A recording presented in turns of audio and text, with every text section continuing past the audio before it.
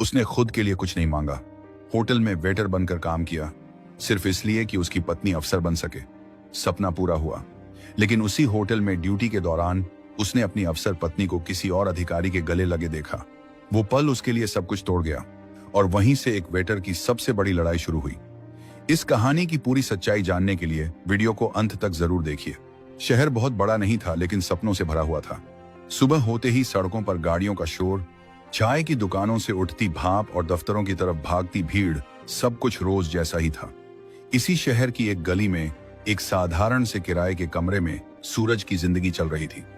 सूरज उन लड़कों में से था जो ज्यादा बोलते नहीं, लेकिन जिम्मेदारियां पूरी ईमानदारी से निभाते हैं। उम्र करीब 25 साल, चेहरे पर सादगी, आंखों में मेहनत की थकान और मन में बस एक ही चाह, जिंदगी ठीक ठाक चलती रहे। वो शहर के एक अच्छे रेस्टोरेंट में वेटर था। सुबह की शिफ्ट से लेकर रात की आखिरी प्लेट तक वो हर ग्राहक से मुस्कुराकर बात करता, जो मिलता उसी में संतोष कर लेता। इसी शहर में प्रिया रहती थी।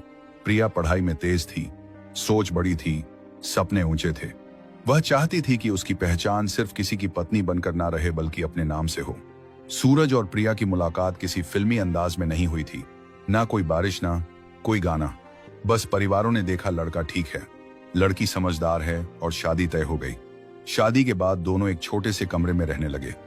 कम साधन थे, लेकिन उम्मीदें बहुत थी। सूरज दिन में रेस्टोरेंट जाता, प्रिया घर पर किताबों में डूबी रहती। शाम को जब सूरज लौटता तो दोनों चाय के साथ भविष्य की बातें करते। मैं अफसर बनना चाहती हूं, प्रिया कहती। सूरज मुस्कुरा देता, बनोगी, जरूर बनोगी। शुरुआत में दोनों ने साथ पढ़ाई करने की कोशिश की। सूरज काम के बाद किताबें खोलता, प्रिया दिन रात मेहनत करती। लेकिन शहर सस्ता नहीं था। कोचिंग की फीस, किराया, राशन, किताबें, हर महीने खर्च बढ़ता जा रहा था। एक रात जब सूरज हिसाब देख रहा था तो उसके चेहरे पर चिंता साफ दिख रही थी। प्रिया ने पूछा, क्या हुआ? सूरज ने धीरे से कहा, अगर ऐसे ही चला तो हम दोनों आगे नहीं बढ़ पाएंगे। कमरे में खामोशी छा गई। प्रिया समझ गई थी कि बात क्या है। कई रातें बिना ठीक से सोए निकल गई। फिर एक सुबह सूरज ने फैसला कर लिया। उसने कहा, प्रिया, हम दोनों में से किसी एक को रुकना पड़ेगा, और वो मैं रहूंगा। प्रिया चौंक गई। नहीं सूरज, हम कोई रास्ता निकाल लेंगे। लेकिन सूरज का मन साफ था। तुम्हारे सपने बड़े हैं, मेरे नहीं। मैं काम कर लूंगा, तुम पढ़ो। उस दिन सूरज ने अपनी पढ़ाई बंद नहीं की थी। उसने अपने हिस्से का सपना किसी और को दे दिया था, और यहीं से एक त्याग की नींव पड़ी, जिसका अंजाम अभी किसी ने सोचा भी नहीं था। सूरज का फैसला अब जिंदगी में उतर चुका था। दिन रात की मेहनत रंग दिखाने लगी थी। प्रिया की पढ़ाई पूरी हुई। कुछ ही समय में उसका चयन हो गया, पहली पोस्टिंग एसडीएम के रूप में। उस दिन सूरज ने रेस्टोरेंट से छुट्टी ली थी। प्रिया जब ऑफिस जाने के लिए तैयार हुई तो सूरज उसे दरवाजे तक छोड़ने गया। उसकी आंखों में गर्व था, प्रिया के चेहरे पर आत्मविश्वास। शहर में लोग पहचानने लगे थे, एसडीएम साहिबा के पति हैं। धीरे धीरे हालात सुधरने लगे। पुराना कमरा बदला, थोड़ा बड़ा घर लिया गया। जरूरतें अब बोझ नहीं रही। प्रिया रोज ऑफिस जाती, सूरज होटल में काम करता। शाम को दोनों साथ बैठकर खाना खाते, कभी हंसते, कभी भविष्य की बातें करते। सूरज को लगने लगा था उसका त्याग सफल हो गया। कुछ महीनों तक सब ठीक चला। फिर उसी ब्लॉक में एक नया अधिकारी ट्रांसफर होकर आया। नाम था विक्रम। दिखने में स्मार्ट, बात करने में प्रभावशाली। ऑफिस की मीटिंग्स में प्रिया और विक्रम की मुलाकातें बढ़ने लगी। शुरुआत में सूरज ने कुछ महसूस नहीं किया, उसे भरोसा था। लेकिन धीरे धीरे प्रिया के व्यवहार में बदलाव आने लगा। अब वह ऑफिस की बातें ज्यादा करने लगी, कभी किसी मीटिंग का जिक्र, कभी उसी अधिकारी का नाम। सूरज सुनता रहा। एक दिन प्रिया ने कहा, आज ऑफिस के काम से बाहर खाना है। सूरज ने सिर हिला दिया। उसे क्या पता था कि वही दिन सब कुछ बदल देगा। उस शाम होटल में भीड़ ज्यादा थी। सूरज ड्यूटी पर था। मैनेजर ने कहा, वीआईपी टेबल संभालना। सूरज ट्रे लेकर हॉल में बढ़ा, और वहीं उसकी नजर ठहर गई। टेबल पर प्रिया बैठी थी, उसके सामने विक्रम था। दोनों के बीच दूरी कम थी, बातों में अपनापन था। प्रिया हंस रही थी खुलकर। सूरज के हाथ थरथरा गए। प्रिया ने उसे बातें चढ़ गई हैं देख लिया एक पल के लिए, लेकिन उस पल में न घबराहट थी, न चौंकना, जैसे यह सब छुपाने की जरूरत ही नहीं रही हो। सूरज चुपचाप पीछे हट गया। किचन के कोने में खड़ा होकर वो देर तक सांस संभालता रहा। उसने किसी से कुछ नहीं कहा। उस दिन सूरज को पहली बार समझ आया, सिर्फ हालात ठीक होना रिश्ते के ठीक होने की गारंटी नहीं होते। और यहीं से एक नई लड़ाई शुरू होने वाली थी। होटल वाला वह दृश्य सूरज के दिमाग में बार बार लौट आता था। प्रिया की हंसी, उस आदमी की मौजूदगी और अपनी ही आंखों से देखी गई सच्चाई। उस दिन के बाद प्रिया अचानक बदल गई। अब वो घर कमाने लगी, बात करने का लहजा ठंडा हो गया। पहले जहां वो सूरज से सलाह लेती थी, अब वहां आदेश होते थे, मेरे ऑफिस के काम में दखल मत दो, तुम्हें समझ नहीं आएगा। सूरज चुप रहता। वह जानता था अगर वह बोलेगा तो बात बिगड़ जाएगी। धीरे धीरे प्रिया ने उसे छोटा दिखाना शुरू कर दिया। कभी उसके कपड़ों पर ताना, अब भी होटल वाले जैसे ही रहते हो। कभी उसकी हैसियत पर, आज जो कुछ है मेरे दम पर है। सूरज हर बात निगल जाता। वह वही आदमी था जिसने अपने सपने छोड़े थे, अब अपनी आवाज भी छोड़ रहा था।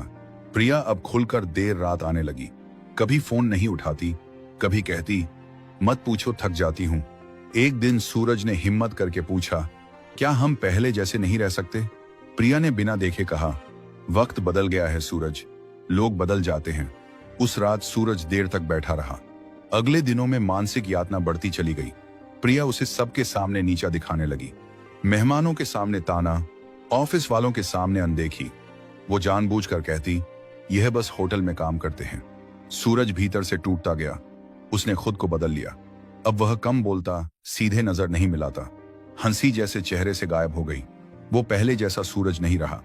एक दिन प्रिया ने साफ शब्दों में कहा, मैं इस रिश्ते में बंधी नहीं रह सकती। सूरज ने पूछा, क्यों? प्रिया ने जवाब दिया, तुम मेरी बराबरी नहीं कर सकते। बस यही आखिरी वाक्य था। कुछ ही दिनों में प्रिया ने घर छोड़ दिया। कोई बड़ा झगड़ा नहीं हुआ, कोई ड्रामा नहीं, बस एक मजबूर पति खामोशी से अकेला रह गया। घर वही था, कमरे वही, लेकिन अब वहां एक आदमी रहता था जिसका आत्मसम्मान हर दिन थोड़ा थोड़ा मर रहा था। सूरज ने खुद को काम में डुबो दिया। अब वो सिर्फ जिंदा रहने के लिए जी रहा था, ना कोई शिकायत, ना कोई सवाल। लेकिन भीतर कहीं एक आग जल रही थी, और यही आग फ्रेंड कोर। प्रिया के जाने के बाद घर में अजीब सी खामोशी बस गई। सुबह अलार्म बजता, सूरज उठता, लेकिन अब उठने की वजह बदल चुकी थी। पहले किसी के सपने के लिए, अब सिर्फ अपने वजूद के लिए। वह फिर से होटल गया, वही काम, वही लोग, लेकिन अब वह अलग था। पहले जहां वह मुस्कुराता था, अब उसकी आंखें ज्यादा बोलती थीं। कई रातें उसे नींद नहीं आती। दिमाग में सवाल घूमते, क्या मेरी गलती थी? क्या त्याग करना कमजोरी बन गया? एक रात उसने खुद से कहा, अगर मैं यही रुक गया तो सच में हार जाऊंगा। अगले दिन उसने पुराने कागज निकाले, किताबें जो कभी बंद कर दी थी, धूल झाड़ी, फिर से पढ़ना शुरू किया। सुबह होटल, रात पढ़ाई।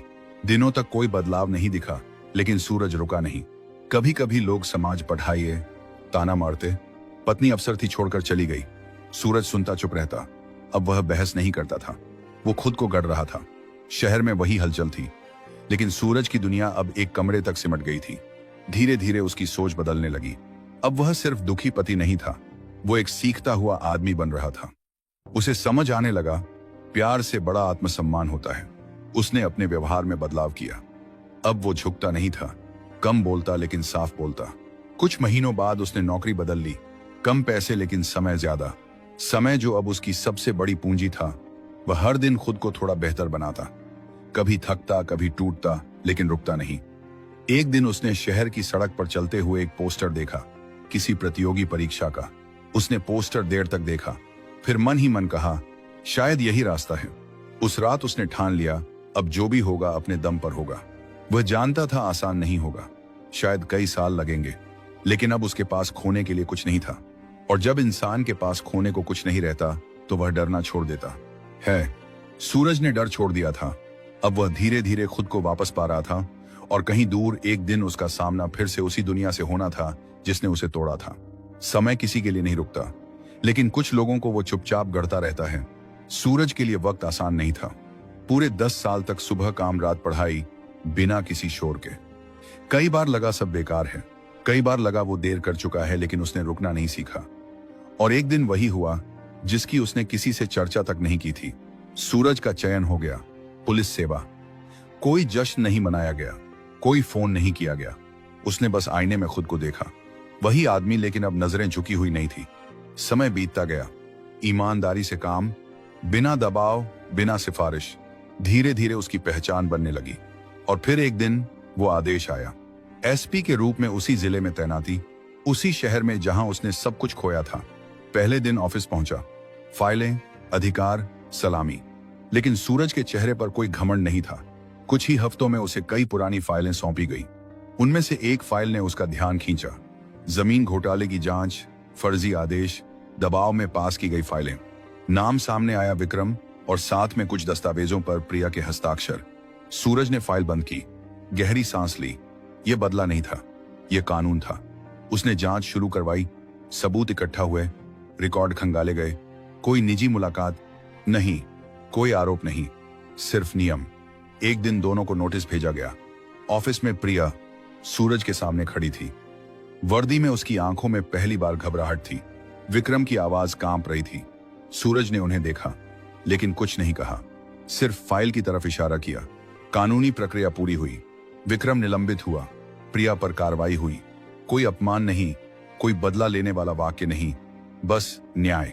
कार्रवाई के बाद प्रिया ने बाहर निकलते हुए कहा, अगर उस दिन तुमने खुद को ना बदला होता।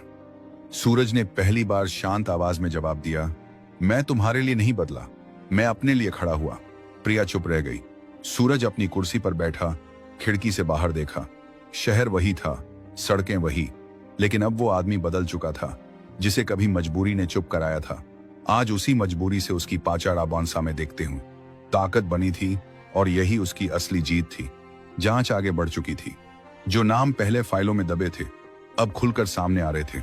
सबूत एक के बाद एक जुड़ते गए। प्रिया को पूरा भरोसा था, सूरज उसे बचा लेगा।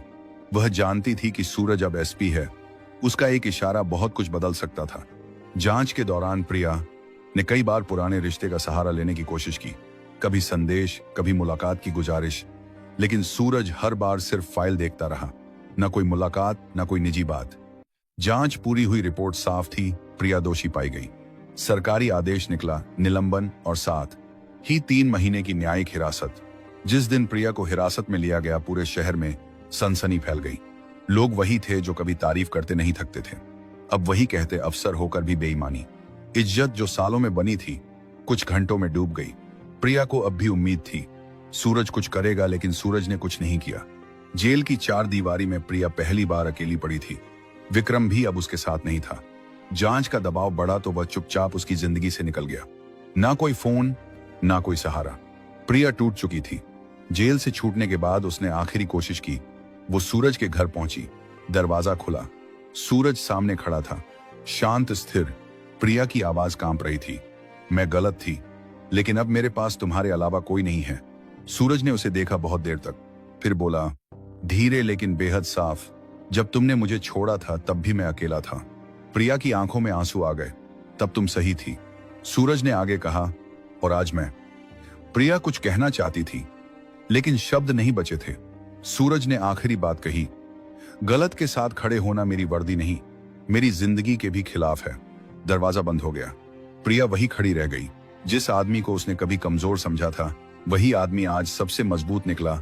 और सूरज वो पीछे मुड़ा, अपनी कुर्सी पर बैठा और फाइल खोल ली। उसके लिए अब कोई बदला नहीं था, कोई पछतावा नहीं था, सिर्फ न्याय। और शायद यही उसकी सबसे बड़ी जीत थी। अगर यह कहानी आपके दिल को छू गई हो तो कमेंट बॉक्स में अपनी राय जरूर लिखें। साथ ही ये भी बताइए कि आप किस जगह से यह कहानी देख रहे हैं।